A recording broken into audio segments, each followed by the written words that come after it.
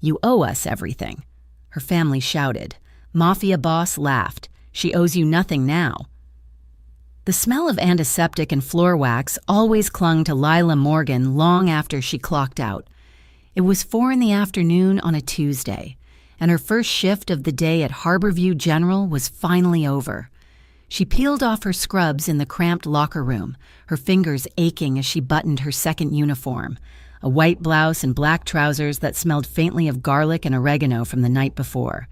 At 27 years old, Lila felt like she had lived 3 lifetimes, all of them spent on her feet, serving others and apologizing for things she had not done.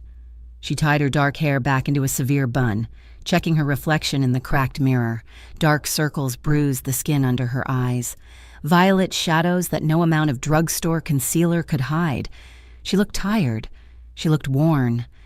But beneath the exhaustion, there was the set of a jaw that refused to slacken and eyes that held a hard, stubborn light. She grabbed her bag and walked out the service exit. Ignoring the ache in her lower back, there was no time to rest. The dinner rush at Amato's Trattoria started in 45 minutes, and if she was late, Marco, the owner, would dock her pay. She needed every cent. Harborview was a city of 2 faces, down by the water. Glass skyscrapers reflected the sunset, housing the kind of people who never looked at the prices on a menu. Here, 6 blocks inland, the pavement was cracked, the streetlights flickered, and the air tasted of exhaust and desperation. Lila walked quickly, her head down, counting the steps to keep her mind off the envelope burning a hole in her bag. When she finally reached the apartment building, her family called home. The elevator was broken again. She climbed the 4 flights of stairs, her legs burning, and unlocked the door to apartment 4B. The air inside was thick and stale, smelling of fried onions and her father's cheap cigarettes. "You're late," her mother, Karen, said from the recliner without looking away from the television. The volume was turned up too high. A game show host shouting about a new car. Lila dropped her keys in the bowl by the door. "I had to wait for the night nurse to sign off on my patients. Mom, I'm here now." "Did you bring the cash for the electric bill?" Trent, her older brother, walked out of the kitchen holding a sandwich. He was 30 years old, perfectly able-bodied, yet he was wearing pajama bottoms at 5 in the evening. "They sent another notice. They are going to cut it off by Friday if we do not pay." Lila felt the familiar tightening in her chest, a mixture of anger and crushing guilt. "I gave you money for the electric bill 2 weeks ago. Trent, what happened to it?" Trent took a bite of his sandwich, shrugging. "I had to buy supplies. For that business thing I told you about, the investment." "Video games are not an investment," Lila said, her voice sharp. She walked to the small table where the mail was piled high, unopened and threatening. "Don't start with him," Karen snapped. Finally turning her head, her face was lined with a permanent expression of dissatisfaction. "Your brother is trying. He has big ideas. You should be supportive. We raised you to be loyal to your family. Lila, we sacrificed everything for you." Lila picked up an envelope with a red stamp on it. "You remind me every day, Mom." "Because you forget," Karen said, her voice taking on a whining edge. "Who paid for your braces? Who put a roof over your head when you were just a baby? You act like you are the only one who works. But raising a family is work. You owe us respect. You owe us help." "I am helping," Lila said, her voice trembling slightly. "I pay the rent. I pay for the groceries. I am paying off Dad's car." "It is the least you can do," Trent mumbled, leaning against the door frame. "You are the responsible one. That is your role. Stop complaining." Lila did not argue. She learned long ago that arguing with them was like trying to hold back the tide with a sieve. She just grabbed an apple from the bowl, likely the only dinner she would have time for, and retreated to the tiny bedroom she slept in. It was essentially a closet, barely fitting a twin bed, but it was the only place she could breathe. She sat on the edge of the bed and pulled the crumpled envelope from her bag. She had found it hidden in her father's jacket pocket when she was doing the laundry earlier that morning. It was not a bill from a utility company. It was a handwritten note on thick, expensive paper. "Ray," it read, "time is up. The interest has compounded. You are at 50,000. The Vitali organization expects payment by the 1st, or we collect in assets. Lila stared at the number. $50,000. The blood drained from her face. She knew her father. Ray Morgan had a gambling problem. She knew he spent his days at the track or in backroom poker games, chasing the big win that would supposedly fix their lives. But $50,000 was impossible. It was a death sentence. And the name? Vitale. Everyone in Harborview knew the name. Dante Vitale ran the city. He was not just a gangster. He was an institution. He owned construction firms, shipping lines, and half the nightclubs in the downtown district. His organization was ruthless. If Ray owed them money, he was not just in debt. He was a dead man walking. Panic rose in her throat, sour and hot. She wanted to scream. She wanted to run into the living room and shake her father, who was likely passed out in his bedroom, and ask him what he had done. But she knew what would happen. Ray would cry. Karen would scream that Lila was stressing him out. Trent would say she needed to fix it. She shoved the note under her mattress, her hands shaking. She could not fix this. Not this time. "Lila," Karen shouted from the living room. "You are going to be late for the restaurant. Do not forget to bring leftovers." Lila closed her eyes for a second, inhaling deeply, forcing the panic down into a tight knot in her stomach. She stood up, smoothed her blouse, and walked out the door. Amato's trattoria was chaotic. The kitchen was a wall of steam and shouting, plates crashing and orders being yelled in a mix of Italian and English. Lila moved through the dining room on autopilot, balancing trays of lasagna and pouring wine, her smile fixed and brittle. "Table 4 needs water," Marco shouted from the pass. "Lila, move it!" "I am on it, Marco," she called back, dodging a busboy. By 9 o'clock, her feet felt like they were bleeding. The rush had calmed down slightly, leaving the restaurant with a low hum of conversation and the clinking of silverware. Lila was wiping down a table near the front window when the bell above the door chimed. 2 men walked in. The atmosphere in the restaurant changed instantly. The chatter did not stop, but it dropped an octave, becoming hushed and nervous. These were not customers looking for spaghetti carbonara. They wore suits that cost more than Lila made in a year, tailored specifically to hide the bulk of weapons beneath the jackets. Their faces were stony, their eyes scanning the room with predatory boredom. Marco, the owner, froze behind the bar. He was a small man, nervous by nature, and he looked like he might faint. Ray Morgan, the taller of the 2 men, said. His voice was loud enough to carry, flat and devoid of emotion. "We're looking for Ray Morgan. We know his daughter works here." Lila felt the blood turn to ice in her veins. They were here, at her job. The one place she had managed to keep separate from the black hole of her family. She saw Marco trembling, unable to speak. The other waitress, a teenager named Sophie, looked terrified. Lila took a breath, gripped her rag tighter, and stepped forward. She placed herself between the men and the bar, shielding Marco and Sophie. "My father is not here," Lila said. Her voice was steady, though her heart was hammering against her ribs like a trapped bird. "And you are disrupting the customers." The tall man looked down at her. He had a scar running through his eyebrow and eyes that looked like dead sharks. He smirked. "You must be the daughter. Pretty thing. Shame about the bloodline. If you have business with Ray, go find him at his house," Lila said, chin lifted. "This is a place of business. You have no right to be here." "We went to the house," the second man said. He was stockier, with a thick neck and heavy hands.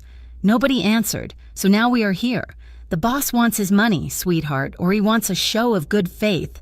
"I do not have his money," Lila said through gritted teeth. "I am a waitress. Look around. Do you think I am hiding $50,000 in my apron?" The stocky man stepped closer, invading her personal space. He smelled of expensive cologne and gun oil. "Maybe not cash," he said, his voice dropping to a lewd suggestion. "But we can work out a payment plan. We can take payment in other ways." He reached out and grabbed her wrist. His grip was bruising, his fingers digging into her tender skin. Fear spiked through Lila, sharp and cold, but it was instantly overtaken by a blaze of white-hot anger. She was so tired. She was tired of working herself to the bone, tired of her family bleeding her dry, and she was done being bullied by men who thought they owned the world. "Let go of me," Lila hissed. She did not pull away. She leaned in, her eyes blazing. "You have no right to touch me. Get your hands off me right now." "Or what?" The man laughed, tightening his grip until Lila winced. "You going to throw a meatball at me?" "Let her go." The voice was not loud. It was not a shout. It was a calm, baritone command that cut through the noise of the restaurant like a razor blade. It carried a weight of authority that made the air in the room feel suddenly heavy. The man holding Lila's wrist froze. He released her instantly, stepping back as if he had been burned. Both enforcers straightened their spines, their arrogance vanishing, replaced by a rigid, terrified discipline. Lila rubbed her wrist, her breath coming in shallow gasps, and turned to the door. Dante Vitale stood there. He was younger than she expected, perhaps in his early 30s, but he carried himself with the ancient, weary power of a king. He wore a charcoal suit that fit his broad shoulders perfectly, a crisp white shirt open at the collar, and no tie.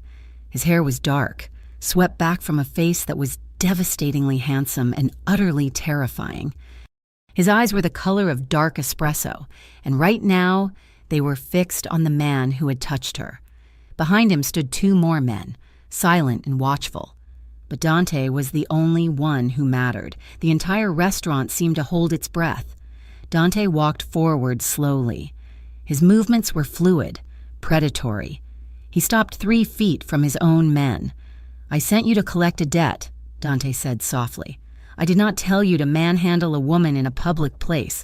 Since when do we operate like street thugs?" "Boss," the stocky man stammered, sweat beading on his forehead. She was giving us lip. We were just—" "She is a civilian," Dante interrupted, his voice dropping a degree cooler. "She's a waitress working a shift. And you are grabbing her like low-rent bullies over a small-time degenerate like Ray Morgan?" Dante looked at them with pure disgust. "Wait in the car. We will discuss your lack of discipline later." "Yes, boss." "Sorry, boss." The 2 men practically ran out of the restaurant. Heads bowed, Dante watched them go, then turned his gaze to Lila. Up close, he was overwhelming. He smelled of sandalwood and rain. He looked at her wrist, where a red mark was already forming, and his expression tightened almost imperceptibly. "I apologize," Dante said. His tone was unexpectedly respectful, almost formal. "My associates forgot themselves. It will not happen again." Lila looked at him. She knew she should be grateful. She knew she should be terrified. This was the monster her father owed everything to. This was the man who held their lives in his fist. But the adrenaline was still crashing through her system, mixed with the exhaustion of a 16-hour workday and the crushing weight of her mother's voice in her head. She was shaking, but not just from fear. She was shaking with rage. "You apologize?" Lila snapped. Her voice broke, loud in the silent room. "You send your goons to harass me at my job, to threaten me, and you apologize?" Marco whimpered from behind the bar. "Lila, please." Lila ignored him. She glared up at Dante Vitale. "If you want money, go find my father, go find Ray, shake him down, empty his pockets, but do not come here. Do not come to me." Dante watched her, his head tilted slightly to the side. He did not look angry. He looked fascinated. "You are Ray Morgan's daughter." "Unfortunately," Lila said bitterly. Tears pricked the corners of her eyes, hot and humiliating. "But I am not him. I am the one cleaning up his messes. I am the one working double shifts just to keep him out of the gutter. I am tired. I am so tired of being the one who pays for everyone else." Her voice cracked on the last word. She took a breath, wiping her eyes angrily with the back of her hand, trying to regain some shred of dignity. She stood straight, smoothing her apron, refusing to cower. Dante stared at her. He took in the frayed cuffs of her blouse, the dark circles under her defiant eyes, the red mark on her wrist. For a moment, his mask of indifference slipped, revealing something calculating and intense. "You have spirit," Dante said quietly. "Most people crumble when my men walk in the room. You stood in front of them." "I have work to do," Lila said, her voice shaking but firm. "Are you going to order, or are you going to leave?" Marco looked like he was praying for a quick death. Dante's lips quirked into a faint, almost invisible smile. He reached into his jacket pocket and pulled out a money clip. He peeled off several large bills, hundreds, and placed them on the nearest table. "This covers the tab for the restaurant for the night," Dante announced to the room. "Dinner is on me. My apologies for the disturbance." He turned back to Lila. His dark eyes locked onto hers, heavy and unreadable. "You and your family are under review. Miss Morgan, I will be in touch." He turned and walked out into the night, his entourage trailing behind him like shadows. Lila stood there, trembling, staring at the door.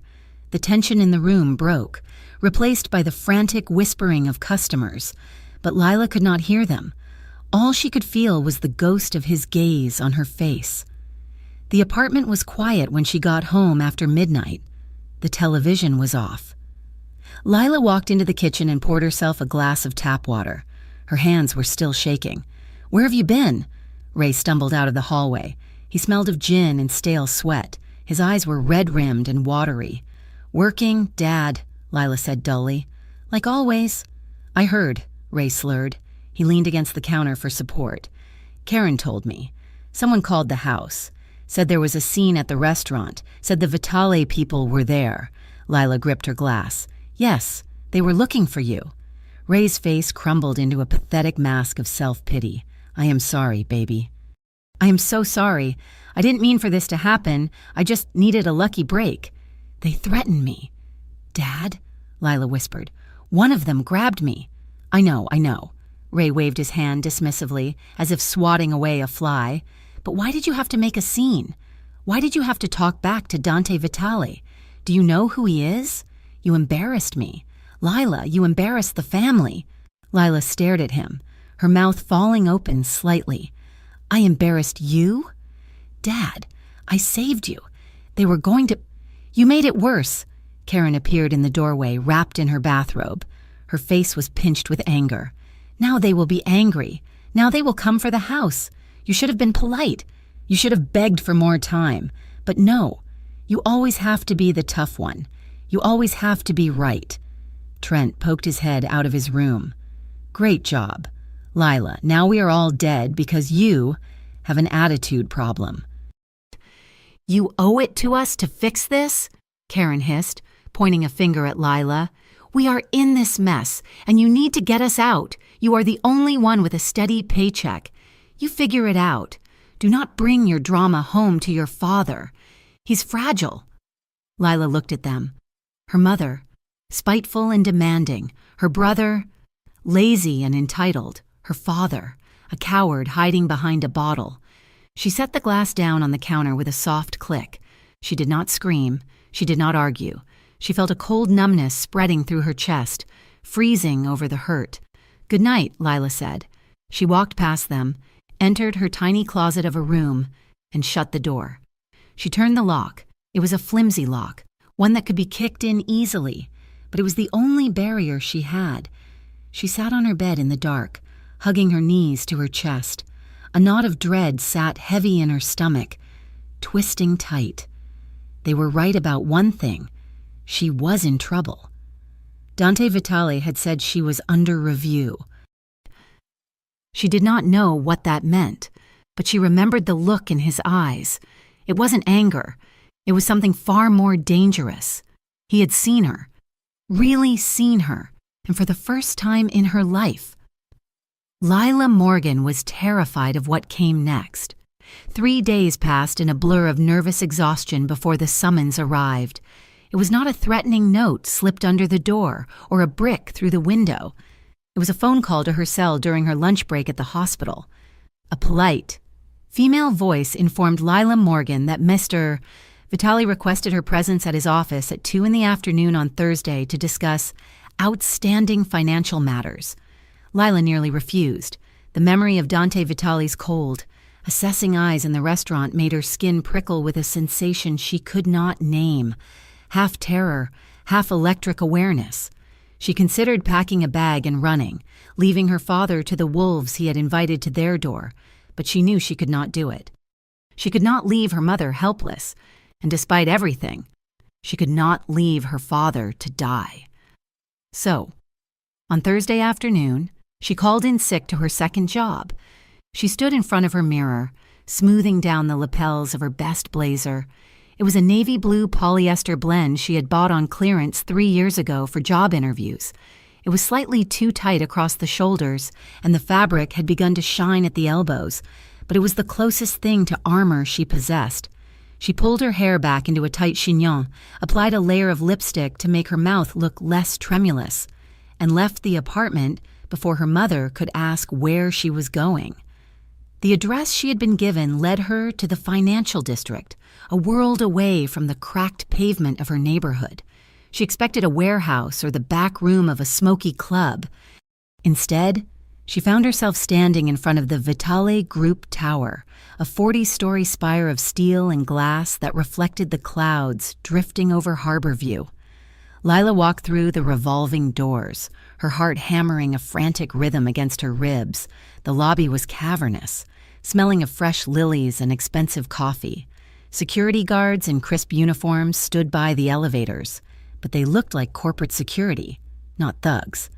A receptionist with a headset smiled at her as she approached the marble desk. "I am here to see Mr. Vitale," Lila said, hating the tremor in her voice. "My name is Lila Morgan. Mr. Vitale's expecting you," the receptionist said brightly. "Top floor. The elevator on the far right will take you directly there." The ride up was smooth and silent, but Lila felt the pressure building in her ears.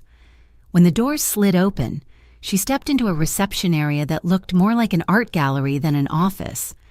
The floors were polished concrete, the walls hung with abstract paintings, and the view of the city through the floor-to-ceiling windows was breathtaking.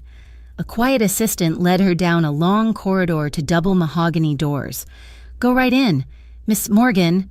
Lila took a breath, turned the heavy brass handle, and stepped inside. Dante Vitale was sitting behind a massive, minimalist desk made of black glass. He was on the phone, speaking in low, rapid Italian, his gaze fixed on the skyline. He wore a light gray suit today, tailored to perfection with a silver watch glinting on his wrist. He looked like a CEO, a titan of industry, a man who moved millions with a signature. But Lila remembered the way his presence had silenced a room full of people, and she knew the suit was just another costume. He hung up the phone and turned his chair to face her. "Miss Morgan, you are punctual. I appreciate that. You did not give me much choice," Lila said, remaining near the door. She clutched her purse with both hands. "Please." Dante gestured to the leather chair opposite him. "Sit down." Lila hesitated, then walked forward and sat on the edge of the seat, her back rigid. "Is this about the $50,000 my father owes you?" Dante picked up a file folder from his desk and opened it. He did not look at her immediately. He scanned the document, his expression unreadable. It was $50,000 3 months ago, Lila with the interest he agreed to, and the additional loan he took out last week from one of my associates in the chaotic lending division. The total is now $75,000. Lila felt the air leave her lungs. 75,000, she repeated, her voice a whisper. "That is impossible. We do not have that kind of money. We never will." "I am aware," Dante said calmly. He closed the file and folded his hands on top of it. "I have looked into your family's finances. Your father has no assets. Your mother has not worked in 20 years. Your brother has a remarkable talent for spending money he does not earn." His dark eyes locked onto hers. "You, however, work 2 jobs. You pay the rent, you pay the utilities, you manage the household budget. You are the only person in that family who actually pays their bills. If you know all that," Lila said, fighting the urge to cry, "then you know I cannot pay you $75,000, even if I worked every hour of the day for the next 10 years. I am not asking for your money," Dante said. Lila blinked. "Then what do you want? If you hurt my father, you get nothing." "Ray is out of chances," Dante admitted, his tone cooling. "In a normal situation, we would have already moved to asset seizure or physical persuasion, but I have no interest in punishing you for his sins. I see potential where others see a dead end." He leaned forward slightly. I am offering you a deal, a way to wipe the slate clean. Lila narrowed her eyes. What kind of deal? I need an administrative assistant in my internal accounting department here at the Vitale Group, Dante said. Someone who is good with numbers, organized and discreet. I have reviewed your employment history. You manage inventory and payroll at the restaurant. You handle complex patient logs at the hospital. You are overqualified for both jobs, yet you stay because you need the cash flow. He slid the file across the desk toward her. Come work for me. I will pay you double your combined current salary. In addition, for every month you work here, I will deduct $2,000 from your father's principal debt. I will freeze the interest immediately. Ray stays untouched as long as you are employed here. Lila stared at him. It was a lifeline. It was a miracle. And it was a trap. You want me to work for the Mafia? She said flatly. Dante's lips quirked. The Vitale Group is a legitimate holding company. We have interests in construction, shipping, and real estate. You would be handling payroll for construction crews and auditing supply invoices. It is desk work. Lila, boring, safe. Desk work. And what if I see something I am not supposed to see? Lila asked, her voice steadying as her survival instinct kicked in. What if you ask me to cook the books or hide money? I have other people for that, Dante said dryly. I need you to keep the legitimate side legitimate. I need someone who is not afraid to work hard. Lila looked around the sleek office, then back at the man who held her father's life in his hands. She was torn. Part of her screamed that this was signing a deal with the devil, but the other part of her thought of the eviction notices, the fear in her father's eyes, the exhaustion in her own bones. I have conditions, Lila said. Dante raised an eyebrow. You are in no position to bargain, Miss Morgan. If I am going to work for you, I need to know I am safe, Lila insisted, her chin lifting. Number 1, I will not do anything illegal. No money laundering, no hiding assets. If you ask me to break the law, I walk, and the deal stands. Dante watched her, silence stretching between them. Then he nodded. Agreed. Number 2, Lila continued, her heart pounding. I want a written contract, employment terms, salary, and the debt reduction agreement in writing, signed by you. You want a paper trail of a handshake deal regarding a gambling debt, Dante said, looking amused. I want protection, Lila corrected. And number 3, I have the freedom to walk away. If I ever feel unsafe, if anyone threatens me, if I feel like I'm in danger, I can quit. And you will not come after my family for the remaining balance. Dante studied her for a long moment. He looked at her cheap blazer, her tired eyes, and the fierce set of her jaw. Most people cowered before him. Lila Morgan was negotiating. You are bold, Dante said softly. A smirk touched the corner of his mouth. I like that. I do not need another coward in this building. I have enough of those. He opened a drawer, pulled out a fresh notepad, and uncapped a fountain pen. I will have legal draw up the employment contract. I will write the debt agreement myself. Does that satisfy you? Lila let out a breath she didn't know she was holding. Yes. Then we have a deal, Dante said. Welcome to the Vitale Group. The first 2 weeks were a strange adjustment. Lila quit the restaurant, though she kept 2 shifts a week at the hospital just in case this new world collapsed under her feet.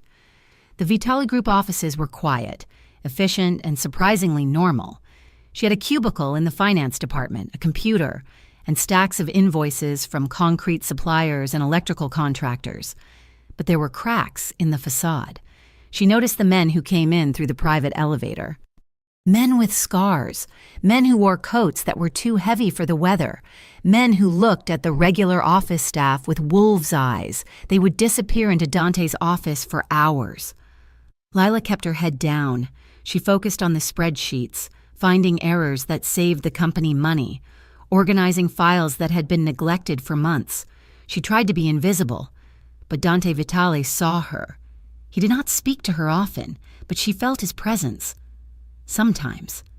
She would look up from her desk to see him standing on the mezzanine level, looking down at the bullpen, his gaze resting squarely on her.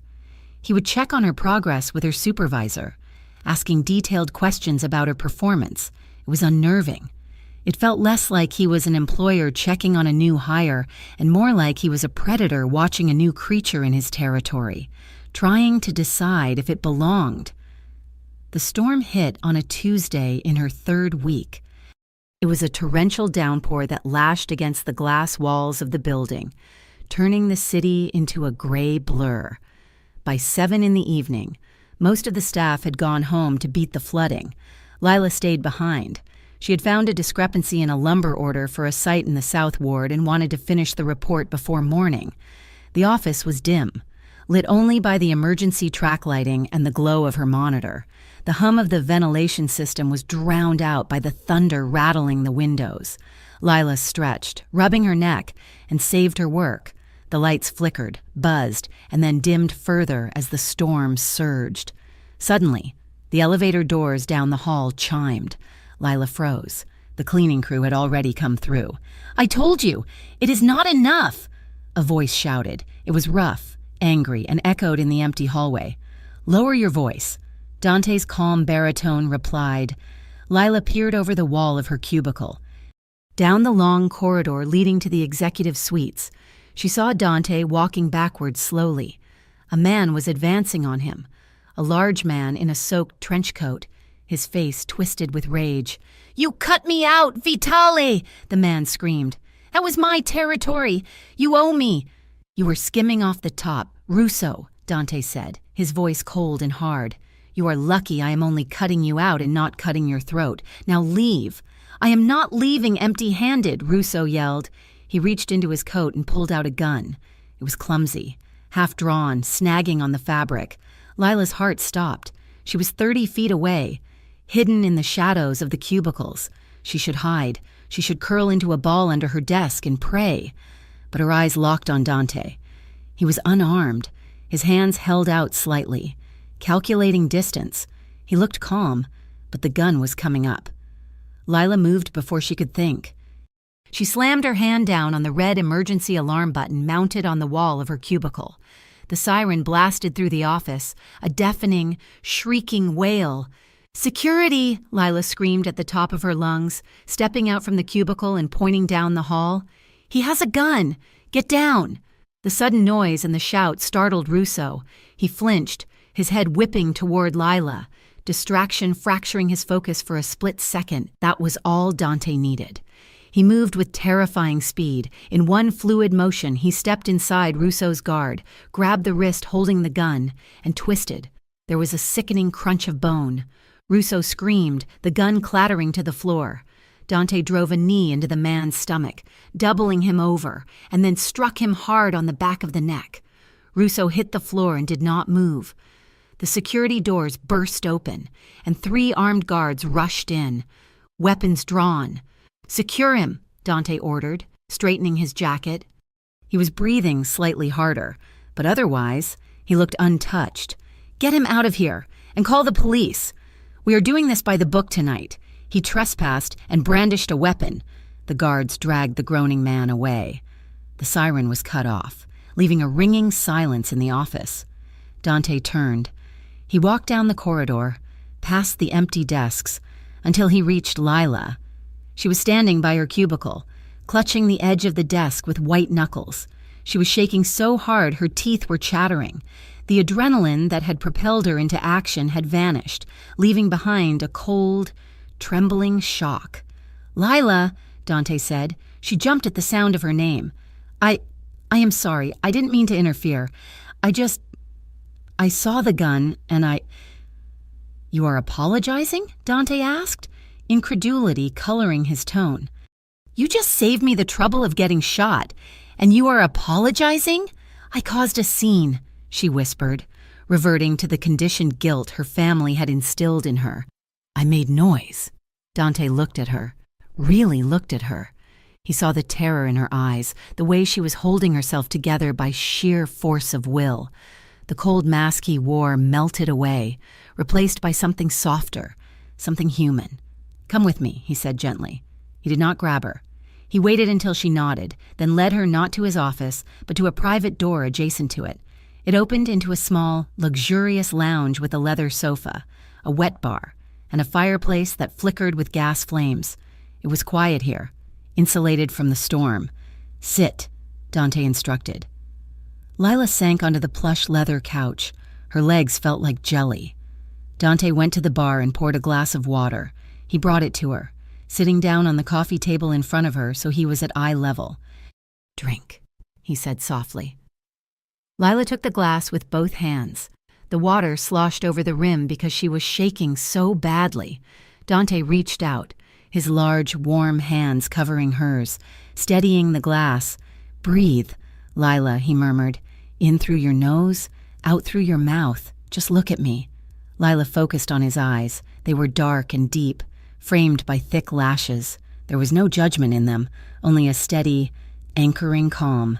She took a breath, then another. The shaking began to subside. "You did good," Dante said, his voice a low rumble.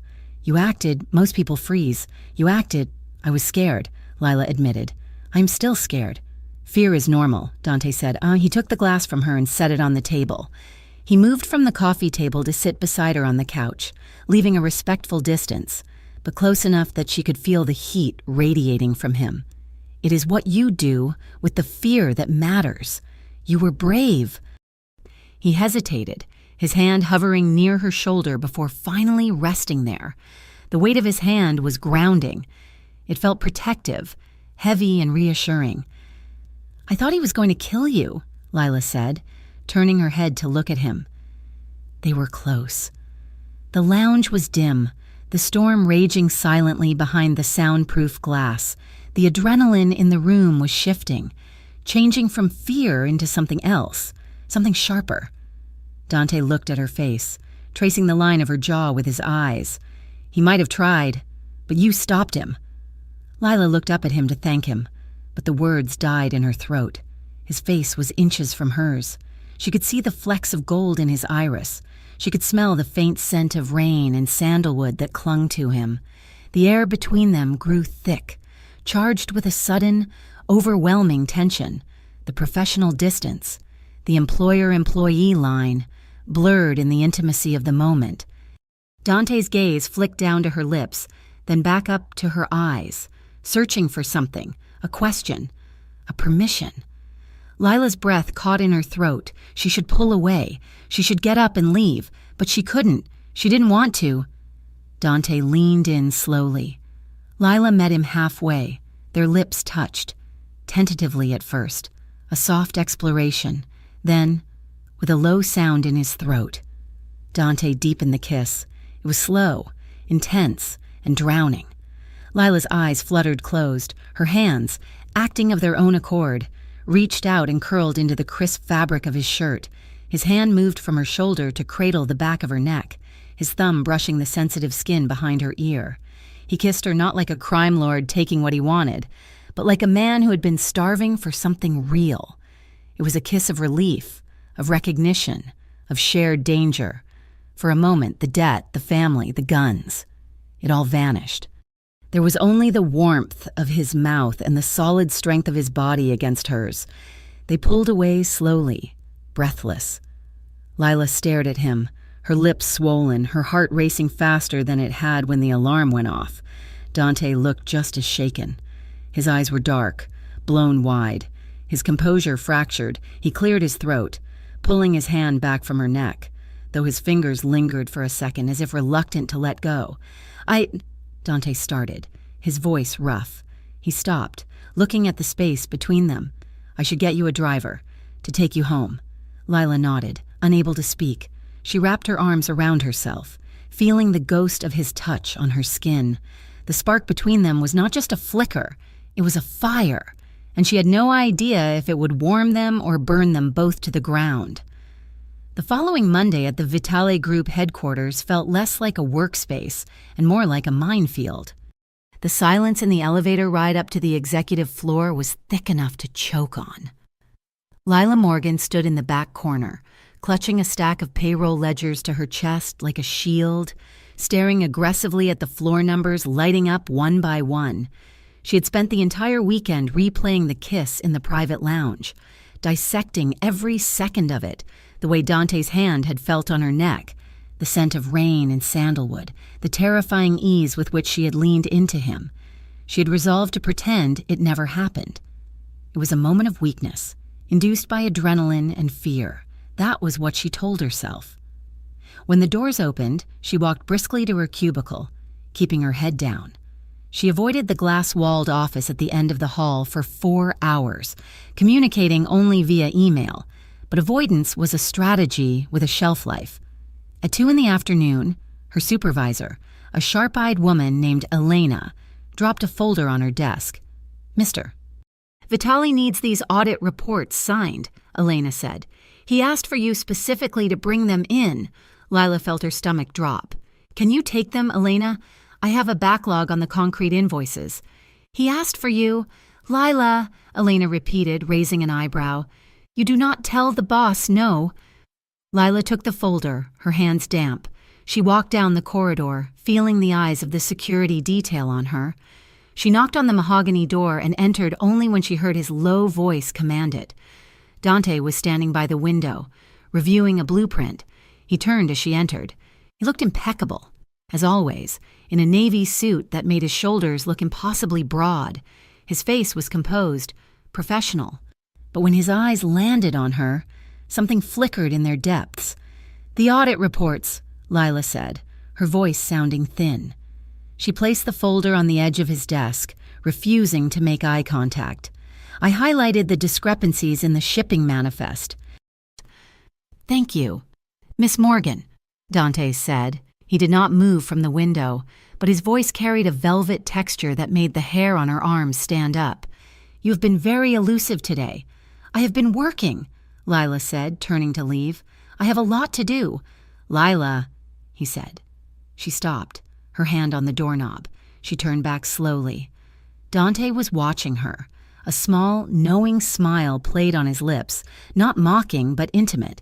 It was a look that said he knew exactly why she was hiding, and he was amused by her attempt to rewrite history.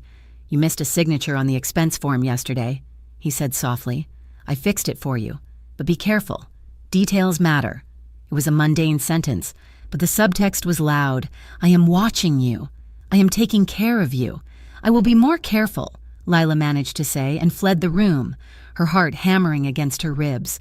If work was a landscape of tension, home was a battlefield. Lila returned to the apartment that evening to the smell of burnt roast and the sound of the television blaring. The moment she walked through the door, the atmosphere shifted from indifference to hungry expectation. "You are home late," Karen said from the kitchen table. She was smoking a cigarette, ash falling dangerously close to a stack of brochures. "Did you bring the check?" "It is direct deposit." "Mom," Lila said, hanging her coat on the hook. "It goes into the account tomorrow." "Good," Trent said, emerging from the hallway. He was wearing a new leather jacket that still creaked when he moved. "Because I need $300 by Friday. For that business opportunity I told you about. The importing thing." Lila walked into the kitchen and poured herself a glass of water. "Trent, I told you, I am not giving you money for vague schemes. I am paying off Dad's debt. That takes almost everything." "Oh, come on, Lila," Trent scoffed, leaning against the fridge. "You are making the big bucks now, working for the mob boss. Don't act like you are poor." "I'm not making big bucks," Lila said, fatigue dragging at her eyelids. "I am making a decent salary, and 80% of it goes back to Vitali to keep Dad alive, and the rest goes to rent and groceries." "We need a new washing machine," Karen interjected, tapping ash onto a saucer. "The old one is making a noise, and your father needs to go to that rehab center in the mountains. The one with the equine therapy, it costs $4,000 a month." Lila stared at her mother. "Mom, Dad has been to 3 rehabs. He checked himself out of every single one after 3 days, and we cannot afford a luxury center. There are state programs." "State programs are for garbage people," Karen snapped. "Your father has dignity. Besides, you have the money now. You are working for criminals. You are swimming in dirty money. The least you can do is use it to help your family." The hypocrisy hit Lila like a physical blow. She set her glass down hard. "Dirty money? You call it dirty money. but you have no problem spending it. You want a new washer? You want a leather jacket? You want a luxury retreat, all paid for by the job you despise? Don't you raise your voice at me." Karen stood up, her face flushing red. "We sacrificed everything for you. We put clothes on your back. We fed you. You owe us this. Everything you have is because of us." "I work 2 jobs," Lila shouted, her patience finally snapping. "I have worked since I was 16. You haven't paid a bill in 10 years. Mom." Ray walked into the room then. He looked disheveled, his eyes glassy. He had clearly been drinking since noon. "What is the yelling? My head is splitting." "Your daughter is being ungrateful," Karen said, pointing a shaking finger at Lila. "She thinks she is better than us because she is sleeping with the boss." Lila recoiled. "I am not sleeping with him." "You might as well be," Trent sneered. "Selling your soul to Vitaly. It is embarrassing." "I am doing this to save Dad." Lila turned to her father, pleading for him to step in. "Dad, tell them. I am working there to pay off your debt, the $75,000 you gambled away." Ray's face darkened. The shame warped into anger, as it always did. He hated being reminded of his failures, so he attacked the mirror that showed them to him. "Stop throwing that in my face," Ray shouted, his voice slurring. "You think you are so perfect, Miss High and Mighty? You're just like the rest of them. You think you can buy respect." He grabbed the glass of water Lila had set down and hurled it across the room. It shattered against the wall just inches from Lila's head, shards of glass raining down onto the linoleum floor. Lila flinched, covering her face instinctively. The crash echoed in the small apartment, followed by a stunned silence.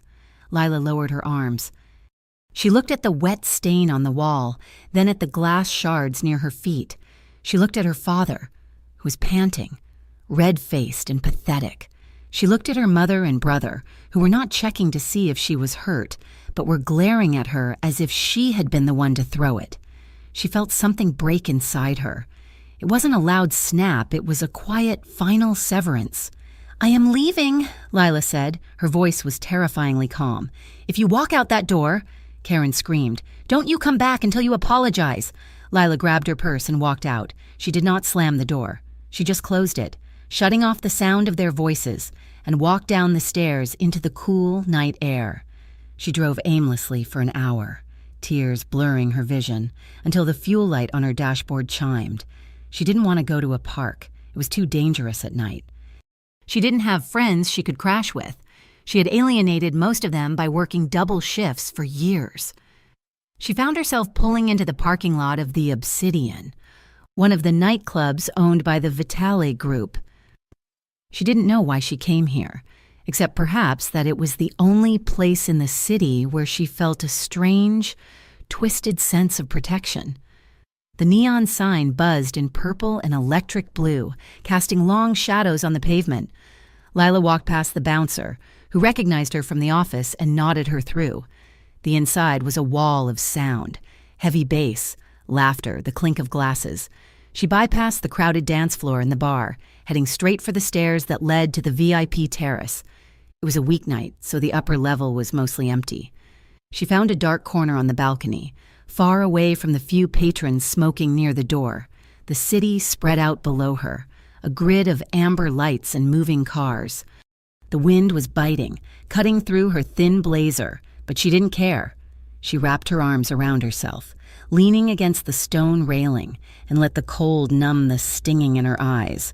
She didn't hear the door open. She didn't hear the footsteps approach.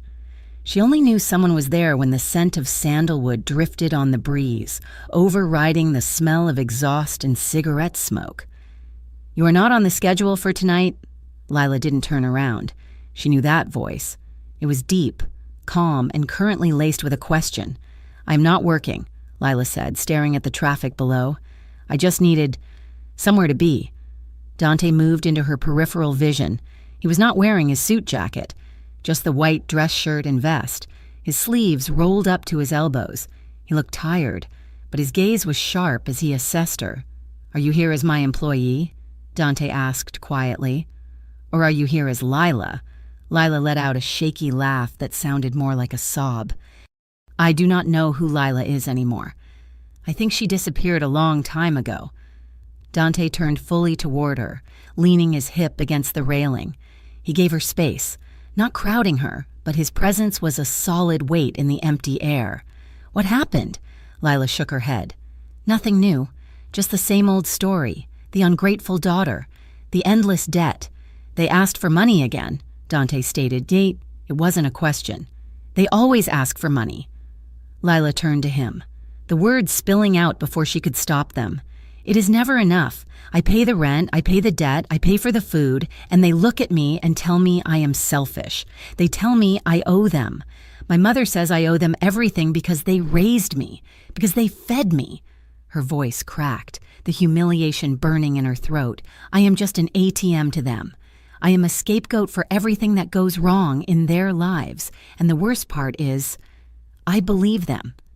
Every time they say it, I feel this guilt, this heavy, crushing guilt that I am not doing enough." Dante listened in silence. He did not interrupt. He did not offer platitudes. He watched her face, his expression serious and intense. "Lila," Dante said, his voice low, "look at me." She hesitated, then raised her tear-filled eyes to his. "You do not owe anyone your entire life," Dante said firmly. "Not even the people who gave it to you. Parents feed their children because that is their duty, not a loan to be repaid with blood." "They gave you a roof? Good. That is what they were supposed to do. It does not give them the right to cannibalize your future."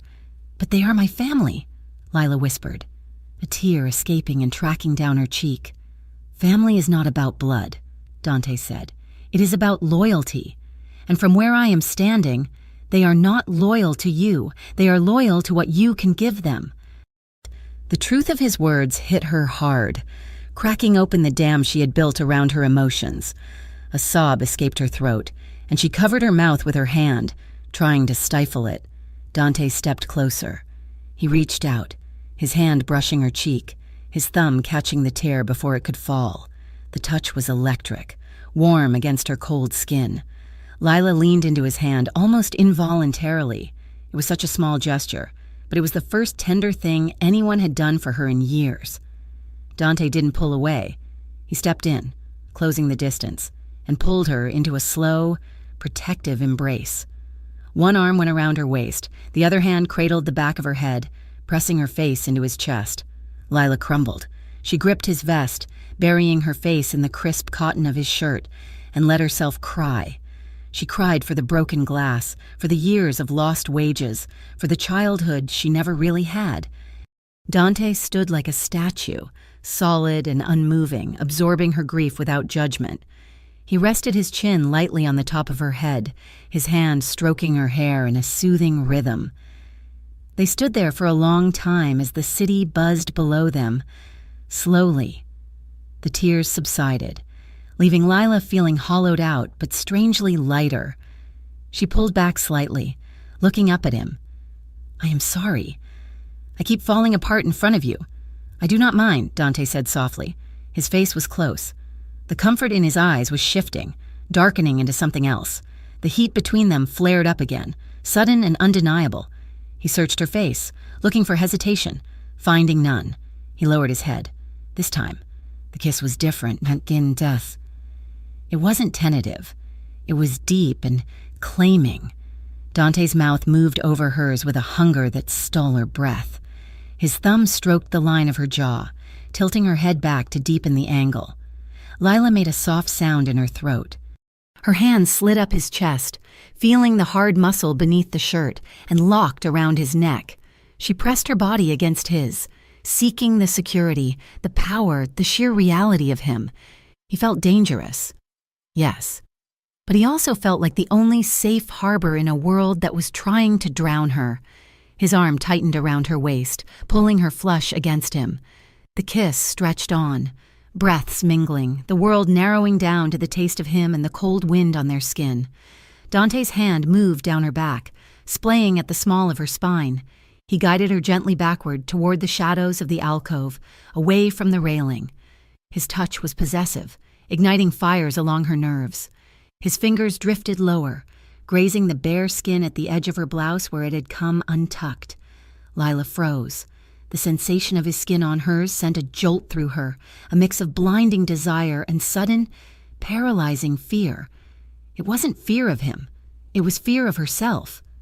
It was the realization that she was losing control, that she was using him to obliterate the pain of the last hour. She was doing exactly what her father did with the bottle. She was escaping. She pulled back sharply, gasping for air. "Dante, stop."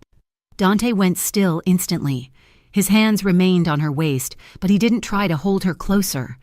He looked down at her, his chest heaving slightly, his eyes blown wide and black. "I can't," Lila whispered, her voice trembling. I am not ready to forget myself. Not like this, not because I am hurt." The silence stretched between them, heavy and taut. Lila waited for him to be angry. She waited for the rejection, for the coldness to return.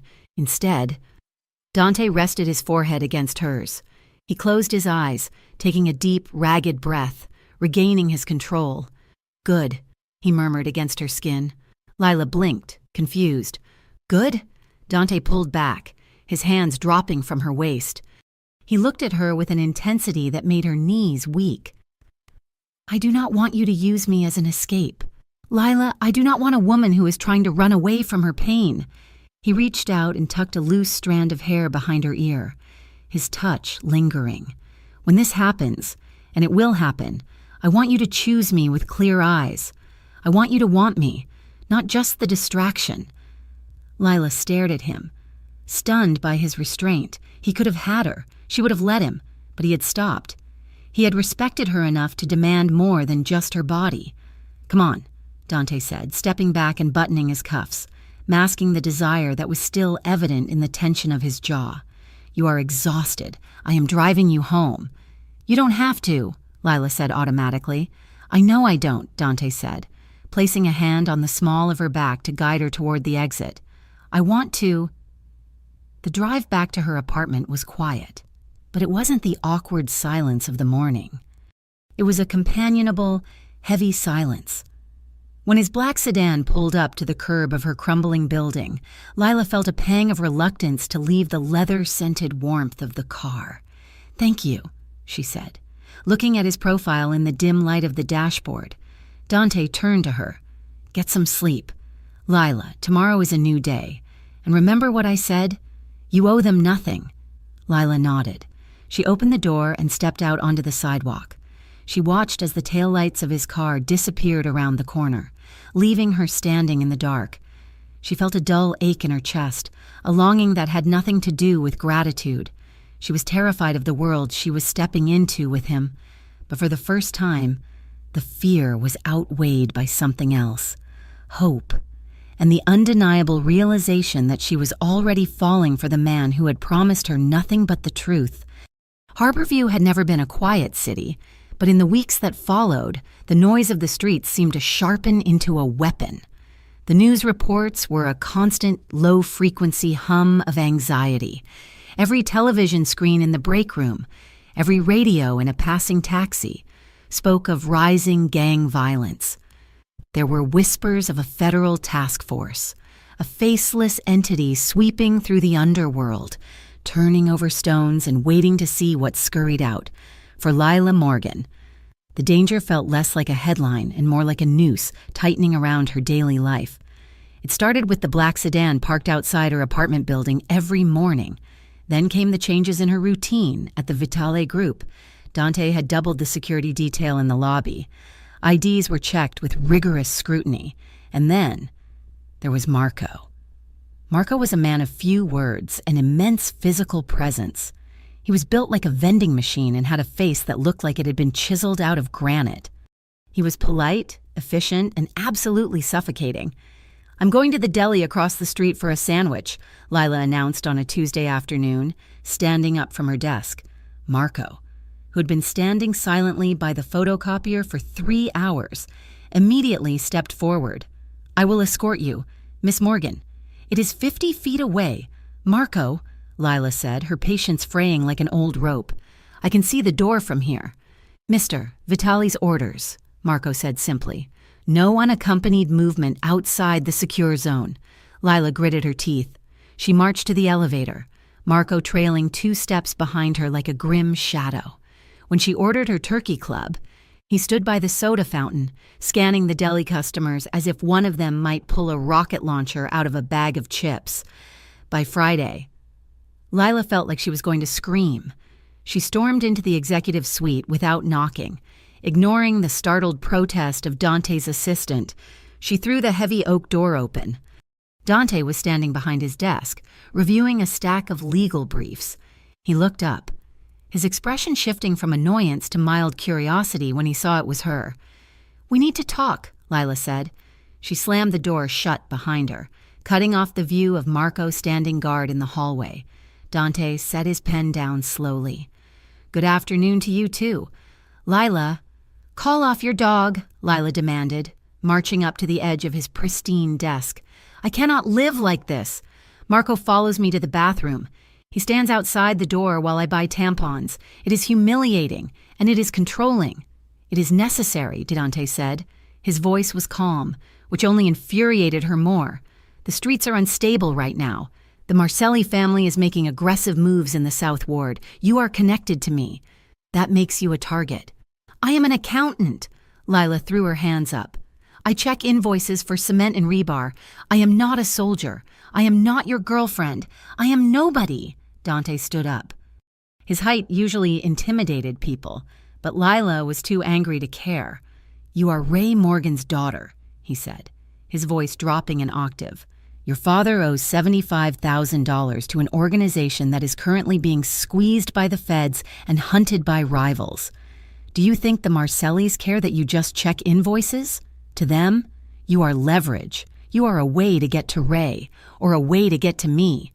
"So I am just a pawn then?" Lila snapped. "Is that it? You are protecting your investment?" "I am protecting you," Dante countered, his eyes flashing. "Why do you fight me on this? Do you want to be grabbed off the street? Do you want to end up in a trunk?" "I want to breathe," Lila shouted. The frustration that had been building for months, the pressure from her mother, the demands from Trent, the terrifying debt, and now this golden cage Dante had built, finally exploded. "I do not know who I am anymore," she cried, her voice cracking. "I go home, and I am just a wallet for my family. I come here, and I am a liability to be guarded. Everyone claims they need me, or they own me, or they are saving me. But nobody asks me what I want. I'm just a piece on a board game that you and my father and my mother are playing." She stopped, breathing hard, her chest heaving. The silence that followed was heavy.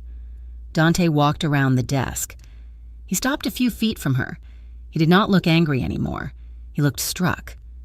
"Is that how you see yourself?" he asked quietly. "As something being used?"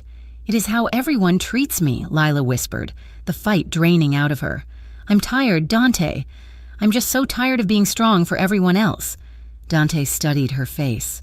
He looked at the exhaustion etched around her eyes, the way her shoulders slumped under the weight of her own life. "I do not see you as a pawn," Dante said.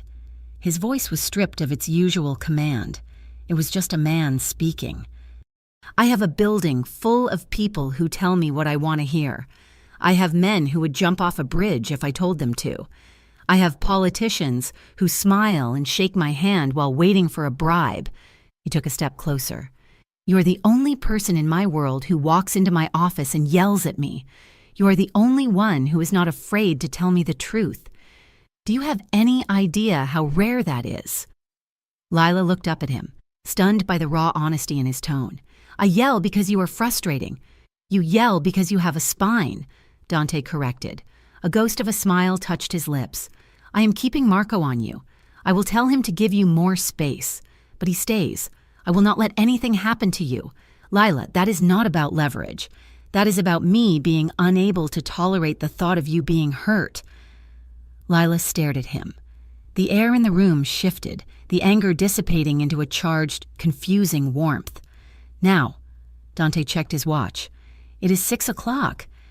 We have been arguing for 10 minutes. I am hungry, and I have documents I need to review that I cannot take out of my personal residence. Come with me." "To your house?"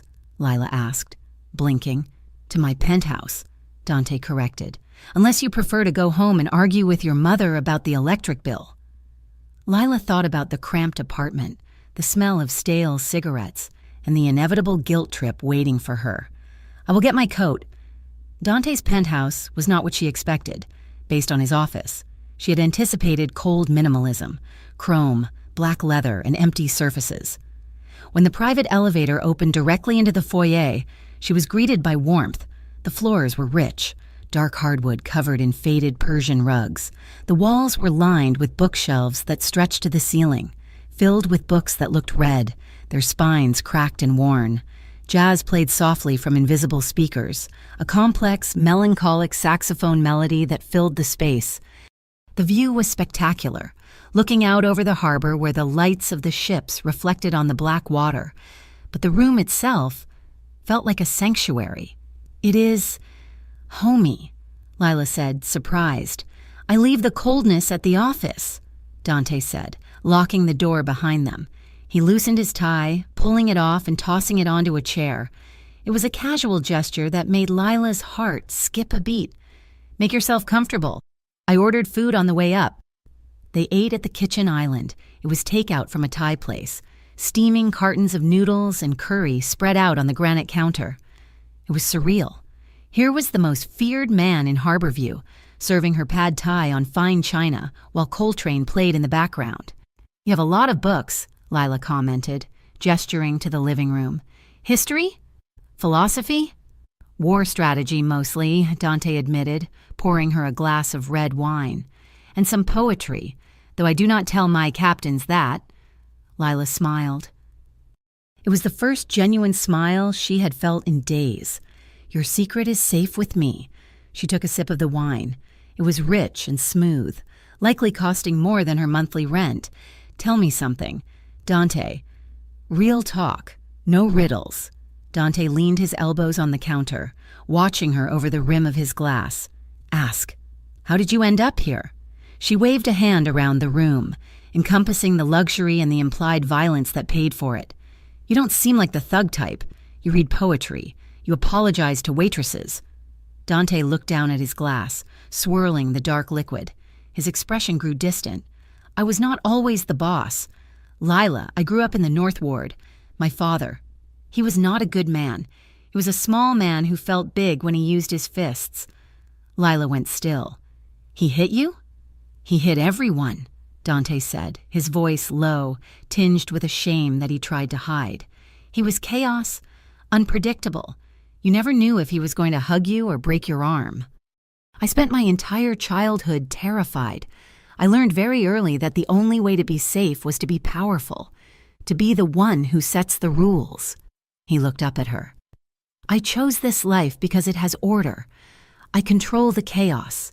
In my world, if you pay your debts, you are safe. If you keep your word, you are respected. It is brutal, yes, but it is not random. I built all of this, the money, the influence, the fear, so that no one could ever walk through my door and hurt me again." The vulnerability in his voice cracked something open inside Lila. She saw the boy he had been, hiding from a violent father, deciding that he would become a monster so he wouldn't have to be a victim. Without thinking, she reached across the counter. She placed her hand over his. Dante froze. He looked at her hand, pale and small against his large, scarred knuckles. Lila felt a slight tremor in his hand beneath hers. He was nervous. The man who stared down gunmen was nervous because she was touching him. Slowly, Dante turned his hand over. He interlaced his fingers with hers, his grip firm and warm. He looked up, his eyes dark and searching. The silence between them wasn't empty. It was full of things that didn't need to be said. "Lila," he breathed. He stood up and walked around the island. He didn't let go of her hand. Lila swiveled on the stool to face him. He stepped between her knees, his presence overwhelming but welcome. He drew her close, his free hand coming up to cup her jaw, his thumb brushing over her cheekbone. "You should run," Dante whispered, his gaze dropping to her mouth. "You should finish your wine, call a cab, and never come back here." "I am tired of running," Lila whispered back. Dante let out a ragged breath. He leaned in, giving her a fraction of a second to pull away. When she didn't, He closed the distance. The kiss was slow at first, almost testing. His lips were warm and firm, moving against hers with a deliberate, careful pressure. Lila sighed into his mouth, the sound vibrating between them. That small noise seemed to snap the last of his restraint. He groaned low in his throat and deepened the kiss. His tongue swept into her mouth, tasting the wine and the sweetness of her. His hand at her jaw slid down her neck, over her shoulder, and settled on her lower back, pulling her flush against him. Lila wrapped her legs around his waist, pulling him closer. She felt the heat radiating off him, the hard wall of his chest against hers. It was intoxicating. For the first time in her life, she wasn't thinking about bills or debts or duties. She was just feeling. Dante broke the kiss but didn't pull away. He pressed his forehead against hers, his breathing heavy. "Bedroom?" he asked, his voice rough. "Couch," Lila murmured, her hands tangling in the hair at the nape of his neck. "I don't think I can make it to the bedroom." Dante let out a short, breathless laugh. He lifted her easily, her legs still wrapped around him, and carried her the few steps to the oversized leather sofa in the living room. He lowered her gently, following her down. He braced his weight on his forearms on either side of her head, careful not to crush her.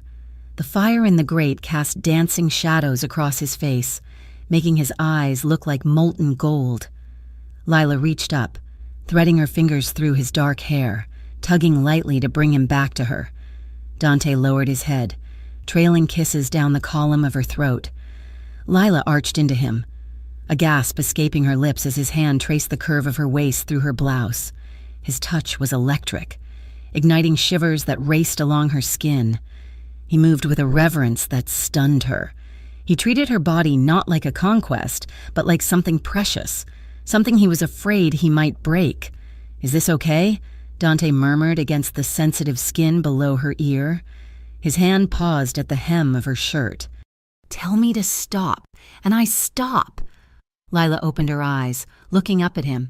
She saw the desire burning in his gaze, but she also saw the respect. He was giving her the control he had fought his whole life to have. "Don't stop," she whispered. She pulled him down, capturing his lips in another searing kiss. Dante groaned, his resistance crumbling.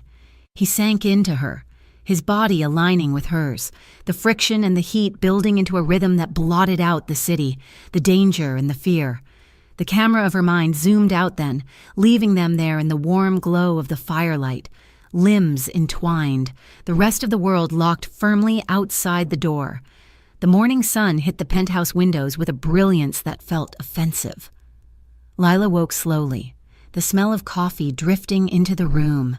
She sat up, blinking against the light. She was on the couch, covered by a heavy cashmere throw. Her blouse was buttoned, but wrinkled. Dante was standing by the window, looking out at the morning harbor. He was wearing fresh trousers and a white t-shirt, looking impossibly relaxed.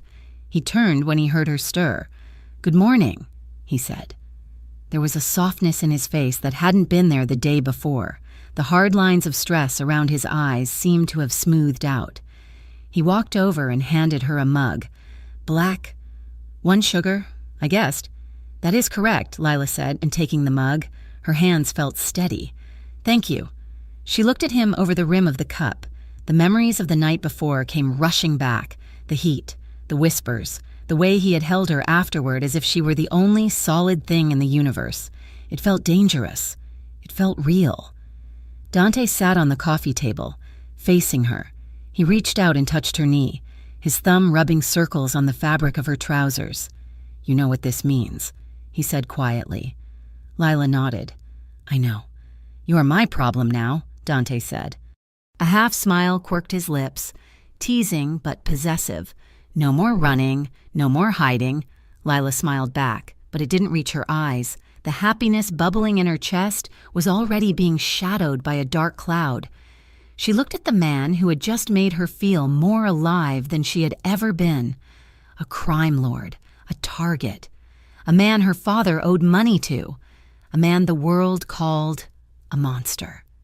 "My family's gonna hate this," Lila whispered, staring into her coffee. Your family hates everything that does not give them money, Dante said, his voice hardening slightly. But they do not matter right now. Only we matter. Lila wanted to believe him. She wanted to stay in this sunlit room where jazz played and she was safe, but she knew the elevator ride down was waiting. She knew the cracked pavement and the screaming matches were waiting. She was in love with Dante Vitale. She realized that with a jolt of terrifying clarity, and she knew, with that same clarity, that loving him might cost her everything she had left. The air in the Morgan apartment had changed. For years, it had been heavy with the stale smoke of Ray's cigarettes and the damp weight of hopelessness. Now, it was charged with a static electricity that made the hair on Lila's arm stand up every time she walked through the door. She was different, and her family hated it. Lila no longer hunched her shoulders when she walked into the kitchen. She no longer flinched when Karen raised her voice. The time she spent with Dante, those stolen hours in his office, the quiet drive home in his car, and the memory of that night in the penthouse had stiffened her spine. She had stopped handing over her entire paycheck. She paid the rent, she bought the groceries, and she paid the installment on the debt to the Vitale group. But she kept the rest. "You are selfish," Karen spat one Tuesday evening, slamming a pan onto the stove. "We need a new dryer. This one takes 3 cycles. But you are too busy buying fancy blazers to care about your mother's back. The dryer works fine. Mom," Lila said calmly, leafing through her mail, "and I need clothes for work. I cannot wear the same 2 outfits to a corporate office every day." "You have forgotten where you come from," Karen muttered, lighting a cigarette. "You think you are better than us now. Just because you work in a glass tower." Trent walked in, throwing his keys on the table. He looked Lila up and down with a sneer. "Is it just working, Lila? Or are you doing something else in that tower? People talk. They say you are very close to the boss. Are you sleeping with him? Is that why we are suddenly paying bills on time?" Lila looked up, her eyes cold. "Be careful, Trent." "Or what?" Trent laughed, though it sounded nervous. "You will tell your boyfriend? You think he cares about you? You are just a flavor of the month. Once he is done with you, you will be back here in the gutter with the rest of us." Lila stood up and walked to her room without a word. She locked the door. Leaning her forehead against the wood, they were trying to claw her back down, to anchor her in their misery because her rising threatened them. But beneath their anger, she sensed something else.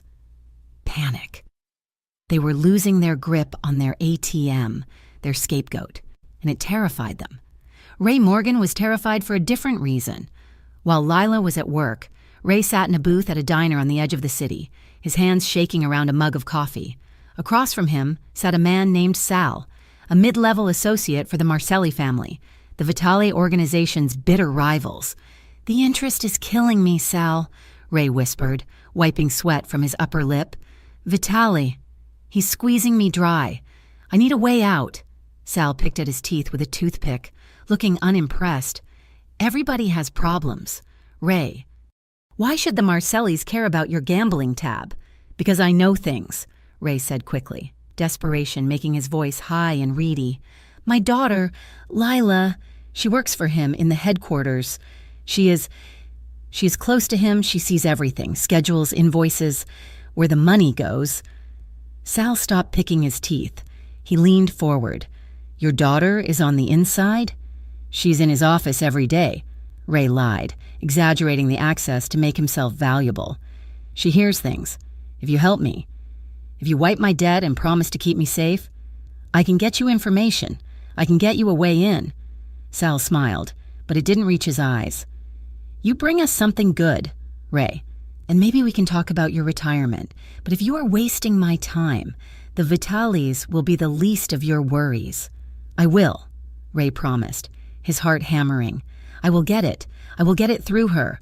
The shift at the Vitale group happened 3 days later. It started with a hushed frenzy in the bullpen. Phones were ringing off the hook, and men with grim faces were running between the elevators and the security office. Lila looked up from her computer, a knot of dread forming in her stomach. She caught Marco's eye from where he stood by the coffee machine. He looked tense. his hand hovering near his jacket pocket. By noon, the news had filtered down through the whispers. A safe house in the industrial district had been hit. It was supposed to be a secret location, used for storing high-value shipments before distribution. The Marcellis had hit it with precision. One of Dante's oldest lieutenants was in the ICU with a gunshot wound to the chest. Lila went to Dante's office, her heart in her throat. The door was closed. When she knocked, there was no answer. She pushed it open slightly. Dante was standing by the window, staring out at the gray city. The room felt freezing. He turned when she entered, and Lila stopped in her tracks. The warmth she had seen in his eyes at the penthouse was gone. In its place was a wall of ice. "Dante?" she whispered. "I heard about the safe house. Is everyone okay?" "Get out," Dante said. His voice was low, flat, and completely devoid of emotion. Lila flinched as if he had slapped her. "I just wanted to see if—" "I said get out. Lila!" Dante turned fully, his face a mask of stone.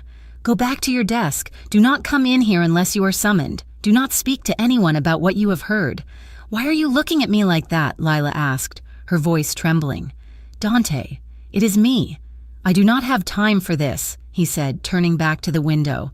"Marco will take you home early. Go." Lila backed out of the room, tears stinging her eyes. She felt a crushing weight settle on her chest. He regretted it. That was the only explanation. He regretted the kiss, the intimacy, the vulnerability. He was pushing her away because he realized she was a mistake. She didn't know that Dante was gripping the windowsill so hard his knuckles were white. She didn't know that, 5 minutes before she entered, his head of security had told him that the leak had to be coming from the administrative level. Someone had accessed the property files. Dante was not cold because he regretted loving her. He was cold because he was terrified. He was terrified that she was the leak, used by her father to buy safety. And he was even more terrified that she wasn't the leak, but that the Marcellis would target her because they thought she was— "Keep her safe," Dante had ordered Marco earlier, his voice rough. "Take her home. Watch the perimeter. And do not let her out of your sight. If she talks to anyone, tell me first." The silence stretched for a week. Lila went to work, sat at her desk, and went home. Dante did not look at her. He walked past her cubicle like she was part of the furniture. The distance was a physical pain, a constant ache in her chest that made it hard to breathe. Then, the federal agents arrived. It was a Saturday morning. Lila was in the kitchen making coffee when a heavy pounding shook the front door of the apartment. Trent opened it, and 2 men in suits flashed badges. "Federal agents," the taller one said. "We are looking for Lila Morgan." Lila froze, the coffee pot in her hand trembling. Karen let out a gasp from the living room. "I am Lila Morgan," she said, stepping into the hallway. "We have some questions about your employer, Miss Morgan," the agent said, stepping inside without waiting for an invitation. "The Vitali Group. We understand you handle financial records." "I am an administrative assistant," Lila said, her voice steady despite the panic fluttering in her throat. "I handle payroll for construction sites." "We have reports of money laundering," the agent said, eyeing the shabby apartment, "and racketeering. We know your father has significant debts to the organization. It is an interesting conflict of interest, isn't it? Working for the man who holds your father's marker?" Lila crossed her arms. "Am I under arrest?" "Not yet." The agent smiled thinly. "But we are building a case. And when the walls come down, Miss Morgan, you do not want to be on the inside. If you cooperate now, we can help you." "I have nothing to say," Lila said. "I do my job. I go home. That is it. Please leave." The agent stared at her for a long moment, the threat hanging heavy in the air. Finally, the tall one handed her a card. "Think about it. Loyalty is a heavy price to pay for a criminal." They left, closing the door with a click that sounded like a gunshot. The silence lasted for 3 seconds, then the explosion happened. "Oh my God!" Karen shrieked, falling onto the sofa and clutching her chest. "The feds! The FBI was in my living room. We are ruined. The neighbors saw them. Everyone saw them." "This is your fault," Trent roared, turning on Lila, His face was purple with rage. "You brought this on us. Your criminal boyfriend is going to get us all thrown in jail." "I didn't do anything," Lila shouted back, backing away. "They are just fishing. They don't have anything." "They know." Ray stumbled out of his bedroom, his face ashen. He looked like a ghost. "They know about the debts. They know everything." "Dad, calm down," Lila said, reaching for him. Ray swatted her hand away. "I had to do it," he gibbered, pacing the small room. "I had to talk to them. I talked to some people. To protect the family." Lila went still. "What did you say?" "Dad, who did you talk to?" Ray stopped pacing. He looked at Lila with wet, panicked eyes. "I met with a guy from the other side, and maybe I said something to the police, too, just to keep them off my back. I told them I could help. I told them you could help." Lila felt the blood drain from her face. "You what? You sold her out?" Trent yelled. But he wasn't angry at Ray. He spun on Lila. "See? Dad had to make deals because of you, because you were in too deep." "I did it for us," Ray cried, grabbing Karen's hand. "I did it so they would wipe the debt. But now the feds are here." "Dante will know. He will know I talked." Karen stood up, her eyes wild. She grabbed Lila by the shoulders and shook her. "You have to fix this. You go to him. You tell him it wasn't Ray. You take the blame. You owe us that." "Are you insane?" Lila shoved her mother away. "You want me to tell a mafia boss that I am the rat? He will kill me." "He won't kill you. He likes you," Karen screamed. "But he will kill your father. You have to save him. You are the responsible one. You owe us everything. We gave you life." "I owe you nothing," Lila screamed back, the words tearing from her throat. "I have given you every dollar, every hour, every piece of my soul." "And you sell me out to the feds? You sell me out to rival gangs? You ungrateful bitch!" Trent lunged for her. The door burst open. It wasn't the feds. It was Marco. He stood in the doorway, filling the frame, his face grim. Behind him, 2 other men from Dante's security team stood in the hallway. "Miss Morgan," Marco said, his voice hard. "We are leaving now." "Marco," Lila gasped, backing toward him. "Grab her," Ray shouted, panic overtaking his sanity. "Don't let her leave. If she leaves, they will come for us." Trent grabbed Lila's arm, yanking her back. "You are not going anywhere until we figure this out." Marco moved. He stepped into the apartment, grabbed Trent's wrist, and twisted it with casual efficiency. Trent howled and dropped to his knees. Marco shoved him aside and grabbed Lila's arm gently. "Let's go," Marco said. He pulled her out of the apartment, down the stairs. Lila stumbled, her heart pounding, but her family was not done. They followed them down. Ray, Karen, and Trent spilled out onto the sidewalk in front of the building, shouting and screaming. It was a Saturday morning. The street was full of neighbors washing cars, walking dogs, and sitting on stoops. They all stopped to watch. "Lila!" Karen screamed, her voice shrill and hysterical. "You come back here. You do not walk away from this family." Marco opened the door of an SUV, trying to shove Lila inside, but she resisted, turning to face them. She was shaking, tears streaming down her face. "Leave me alone," Lila sobbed. "Just let me go." "You belong to us," Trent shouted, holding his wrist. "Everything you have is ours. You owe us." "You owe us everything," Karen shrieked, pointing a finger at Lila, her face twisted into a mask of pure greed and fear. "We raised you. You are nothing without us. You pay what you owe." The air was thick with their toxicity, a public execution of her character. Lila felt small, cornered, and utterly alone. Then, a black sedan turned the corner. It moved slowly, like a shark in dark water. It pulled up to the curb, blocking the view of the neighbors. The back door opened. Dante Vitale stepped out. The silence that fell over the street was instantaneous. Even the traffic seemed to stop. Dante was dressed in black, a long wool coat over his suit. He looked terrifying. His face was pale, his eyes dark circles of exhaustion, but his presence was undeniable. He radiated power. He looked at Lila, standing by the SUV, trembling. He looked at Marco, who gave him a subtle nod. Then he looked at the Morgan family, Ray cowering behind his wife, Karen with her mouth still open, Trent nursing his wrist. Dante walked forward. He did not hurry. He walked straight past Marco, straight to Lila. He stood in front of her, placing his body between her and her family. A human shield. "Dante," Lila whispered. "My father. He talked. He admitted it." "I know," Dante said softly, not looking at her. His eyes were fixed on her parents. "We found the leak an hour ago. It wasn't you." He turned his gaze to Karen, who was trembling now. "You," Dante said, his voice carrying clearly in the silent street. "You shouted that she owes you everything," Karen stammered. She is our daughter. She has responsibilities. Her father has debts." Dante laughed. It was not a happy sound. It was a low, dangerous rumble that sent a shiver through everyone who heard it. It was the sound of a predator, amused by its prey. "Debts," Dante repeated. He reached into his coat pocket and pulled out a folded piece of paper. He held it up. It was the promissory note with Ray Morgan's signature on it, the paper that had hung over Lila's head like a guillotine for years. $75,000, Dante said, plus interest. He looked at Ray.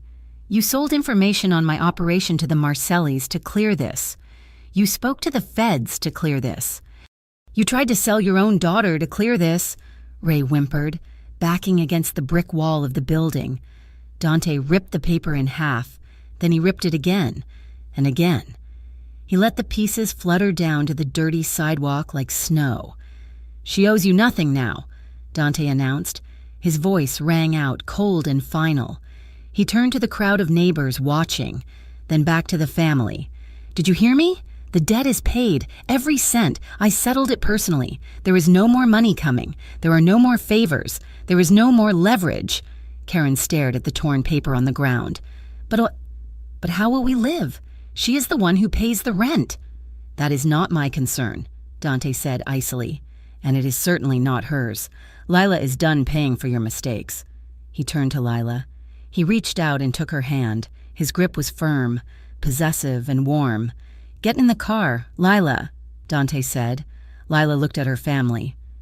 She saw the shock on their faces, the realization that the golden goose was gone, that their power over her had been shredded along with that paper. She saw Ray's terror as he realized he was now useless to the Marcellis and useless to Dante. She looked at Dante. He waited, his eyes fierce and protective. He had bought her freedom. He had cut the cord she couldn't cut herself. Lila stepped toward him. "You can't leave," Trent shouted, desperate. "If you leave, we are dead. The Marcellis will come for us." Lila paused. She looked back one last time. "You should have thought of that before you sold me out," she said quietly. She got into the back of the sedan. Dante followed her, sliding in and slamming the door shut. The heavy thud was the sound of a vault closing. As the car pulled away, leaving her screaming family on the curb, Lila realized with a jolt that the war wasn't over. Dante had just publicly humiliated Ray Morgan, a man who had promised the Marcellis a way in. Ray was now a loose end, and a desperate one. Dante took her hand in the car, bringing it to his lips. "It is done." Lila leaned her head on his shoulder, exhaustion crashing over her. "Thank you." "Do not thank me yet," Dante murmured, looking out the rear window as the city passed by. "The storm is just beginning." He was right. By cutting her free, he had forced the hand of every enemy he had. The final collision was coming, and there was nowhere left to hide. The file on Dante Vitale's desk was thin, but the weight of it was enough to crush a man. Inside were surveillance photographs taken by Marco's team over the last 48 hours. They showed Ray Morgan sitting in the back of a dim cafe, shaking hands with a known captain of the Marcelli family. They showed him pointing out locations on a map, warehouses, shipping routes, and the private entrance to the Vitale Group headquarters. Dante stared at the photos, his expression carved from ice. He had known Ray was desperate. He had known Ray was weak, but he had not expected the man to be suicidal. Ray had not just sold information, he had handed the Marcellis the keys to the kingdom, effectively painting a target on Dante's back, and by extension, on Lila's. "They are planning to hit the charity gala," Marco said, standing at attention in front of the desk. "We intercepted a call. They think Ray is going to lure you into a private room for a negotiation. Once you are separated from the main security detail, they move in. Ray is the bait, Dante said, his voice terrifyingly calm. He thinks he is a player, but he is just the worm on the hook. We should cancel the event, boss, Marco suggested. No. Dante stood up, buttoning his jacket. If we cancel, we look weak. The donors get spooked, the investors pull out, we go ahead. But we change the variables. Double the perimeter security. Everyone wears a wire, and Ray Morgan never gets within 10 feet of me. What about Miss Morgan? Marco asked quietly. Dante looked out the window. She stays at the penthouse, under guard. She does not need to see this. But Lila had other ideas. When Marco arrived at the penthouse to inform her that she would be spending the evening in lockdown, Lila was already dressed. She was wearing a floor-length gown of midnight blue silk that Dante had bought for her weeks ago, intending it for this very night before the world fell apart. I am going, Lila said, fastening her earrings with steady hands, though her stomach was churning with acid. Dante said no, Marco stated, blocking the doorway. It is too dangerous. Lila, your father is involved. The Marcellis are involved. That is exactly why I am going. Lila turned to him, her eyes fierce. My father is walking into a trap. I know him, Marco. He's an idiot, but he is not a killer. If he shows up there, he's going to get himself killed, or he is going to get Dante killed. I am the only one he might listen to. I am the only one who can talk him down. Dante will fire me, Marco grumbled. Dante can fire you, Lila said, grabbing her clutch. But if you don't take me, I will walk there in these heels, and that will be a much bigger security risk. When they arrived at the hotel ballroom an hour later, Dante was waiting by the service entrance. He looked furious. He stormed over to Marco, ready to tear him apart, but Lila stepped in between them. Don't blame him, she said. I threatened to walk. Dante looked at her.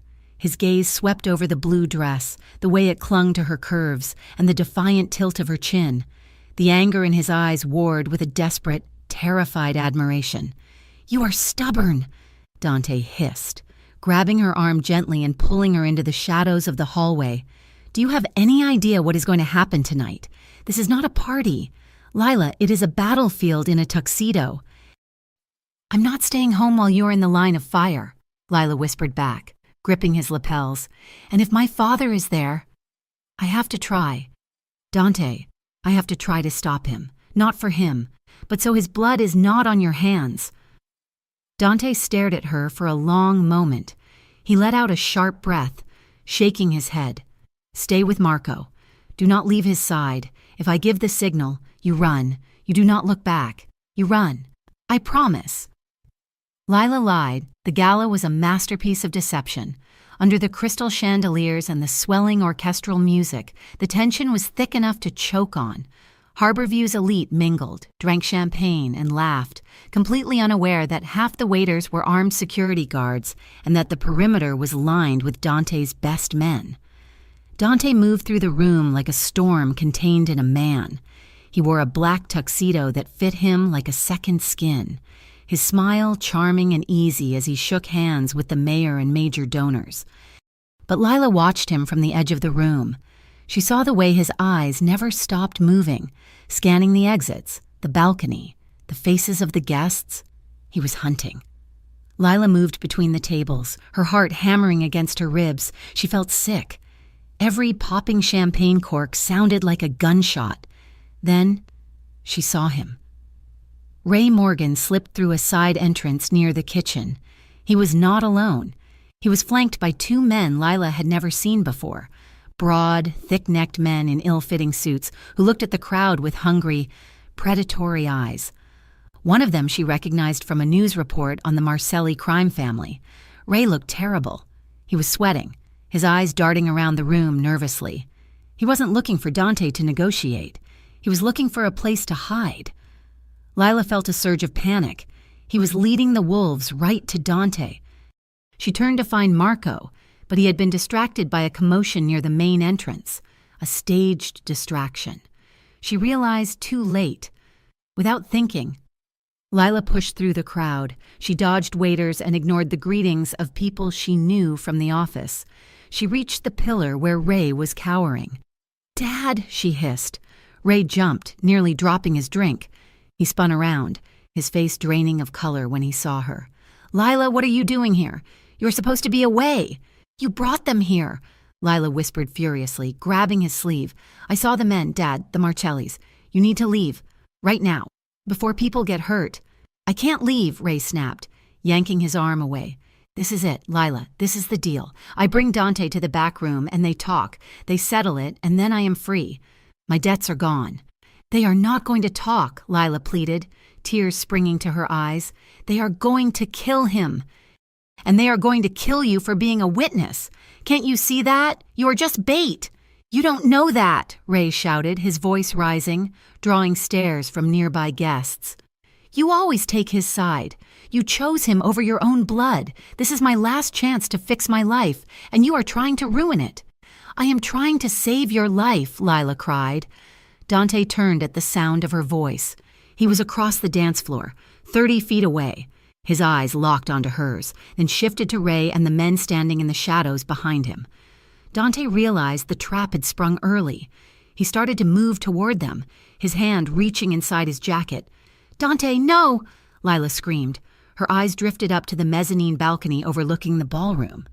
A movement caught her eye. A glint of metal between the velvet curtains. A sniper. The barrel was not aiming at Ray. It was tracking Dante as he moved across the open floor. "Get down!" Dante roared to the room. Lila didn't dive for cover. She didn't run. She looked at the man she loved, who was walking straight into a bullet meant to end him. She moved.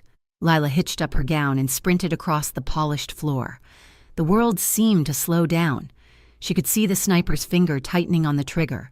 She could see Dante's eyes widening as he realized what she was doing. "Lila, no!"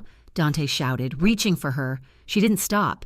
She threw herself at him, slamming into his chest with every ounce of strength she possessed. The impact knocked Dante sideways. Off balance. Crack. The gunshot was deafening. It tore through the air where Dante's heart had been a fraction of a second before. Lila felt a hot sting of air, and then they were falling.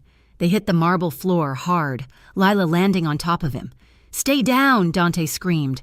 He rolled instantly, pinning her beneath him, covering her body with his own. He ignored the guests screaming and diving under tables. He ignored the shattering of crystal glasses. He pulled his weapon and fired 3 shots toward the balcony with ruthless precision. A body tumbled from the mezzanine, crashing onto the buffet table below. "Secure the exits," Dante barked into his lapel microphone. "Clear the room." Chaos erupted. More shots rang out from the side entrance as Dante's men engaged the Marcellian forcers Ray had brought in. It was a cacophony of terror, screams, gunfire, and the smell of cordite mixing with expensive perfume. Lila lay curled on the floor, Dante's heavy weight shielding her. She was shaking uncontrollably, her ears ringing. She felt something warm and wet on her bare shoulder. "Dante," she gasped. "You are bleeding."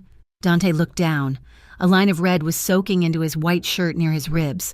The sniper's bullet had grazed him when she knocked him aside. "It is a scratch," Dante said, his voice tight with adrenaline. He looked at her, his eyes wild. "You stupid, brave woman. You could have been killed. I couldn't let him take you," Lila sobbed, clutching his jacket. The shooting stopped as quickly as it had begun. Dante's security team was efficient. The Marcelli gunmen were either down or in handcuffs. The threat was neutralized. Dante stood up, pulling Lila with him. He kept one arm around her waist, his gun still drawn, scanning the room. "Clear, boss!" Marco shouted from the doorway. "We have the shooters!" The room was a wreck of overturned tables and spilled wine, but the silence was returning, broken only by the whimpering of terrified guests. Dante's eyes found Ray. Ray Morgan was standing behind a stone pillar, untouched. He was shaking violently, his hands over his head. He had not tried to help. He had not tried to warn them. He had simply cowered while his daughter threw herself in front of a bullet. Lila looked at her father. She saw him clearly for the first time. Not as a victim, not as a man down on his luck, but as a coward who would burn the world down to keep himself warm. She felt a cold, final clarity settle over her. "Get everyone out," Dante ordered Marco. "Call the police. Give them the story we prepared. A robbery attempt. Self-defense." He walked over to Ray, dragging Lila with him. Ray looked up, his face a mask of terror. "Dante, please. I didn't know. They said they just wanted to talk." Dante looked at him with a disgust so profound it was almost tangible. He holstered his gun. "You brought killers into a room full of innocent people," Dante said quietly. "You brought a sniper to kill me, and you watched your daughter almost die trying to fix your mess." I, Ray stammered, looking at Lila. "Lila, baby, tell him. Tell him I didn't mean it." Lila stared at him. Her heart was breaking, but it was a clean break. "I can't save you, Dad. I can't save a man who won't save himself." Dante placed a hand on Ray's shoulder. Ray flinched. "I should kill you," Dante said pleasantly. "The old rules say I have to kill you, but if I kill you, it will hurt her. And she has hurt enough because of you." He leaned in close. "You are going to walk out of here.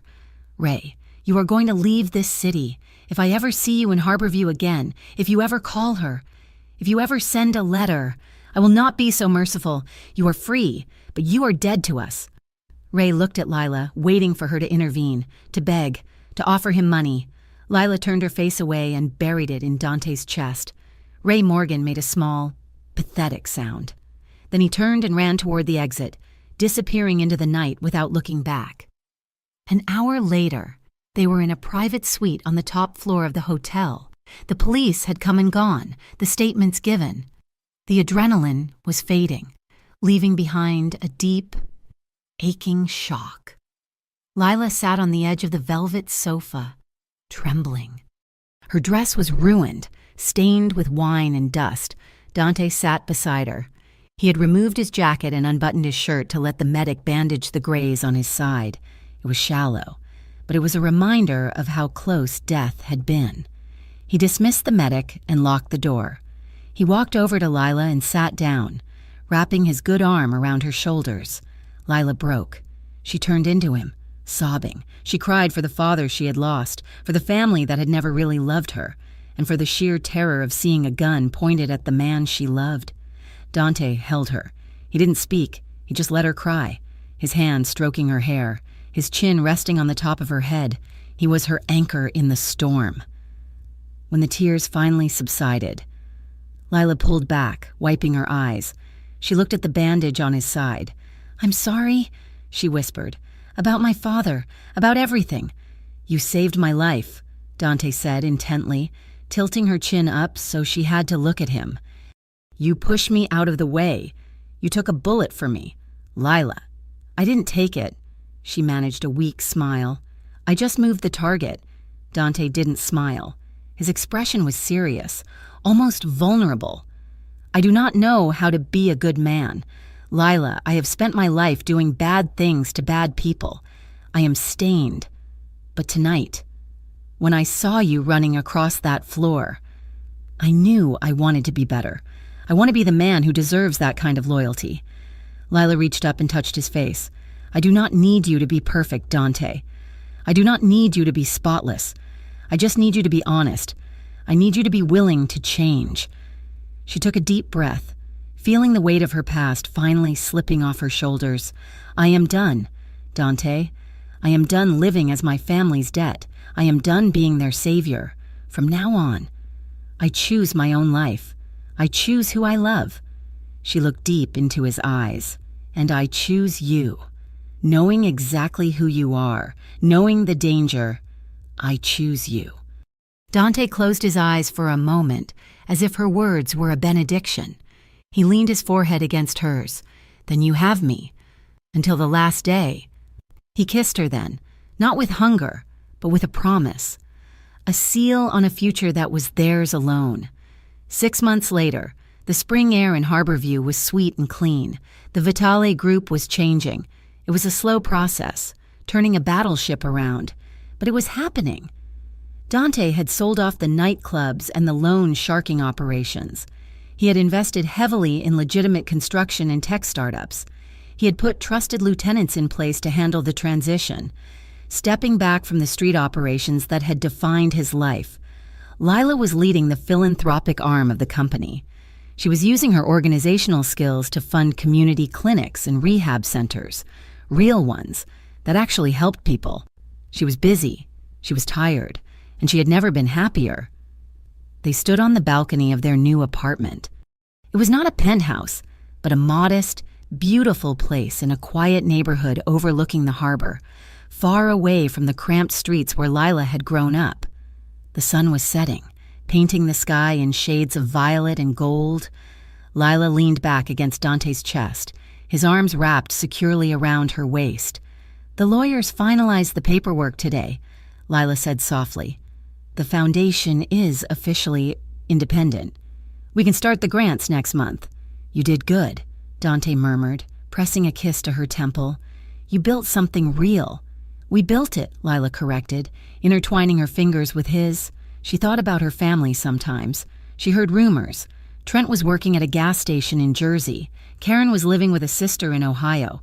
Ray had vanished. It still hurt, sometimes, in the quiet moments, but the pain was a dull ache, not a sharp wound.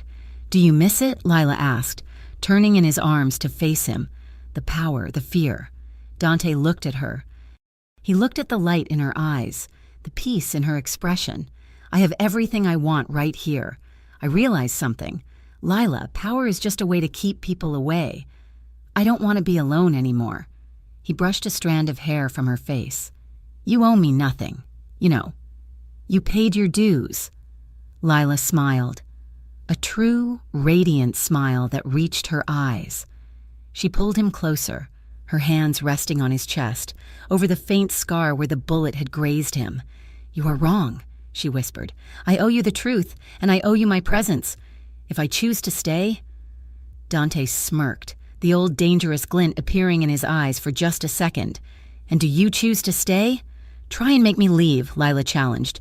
Dante laughed, a warm, genuine sound that drifted out over the city lights. "Never." He lowered his head and kissed her. It was a kiss of freedom, a kiss of two people who had walked through the fire and come out the other side, not unscarred, but together. The city stretched out before them, no longer a cage, but a canvas for a life finally claimed on their own terms. Thank you so much for listening to this story. I hope you enjoyed the journey of Lila and Dante as much as I enjoyed writing it for you.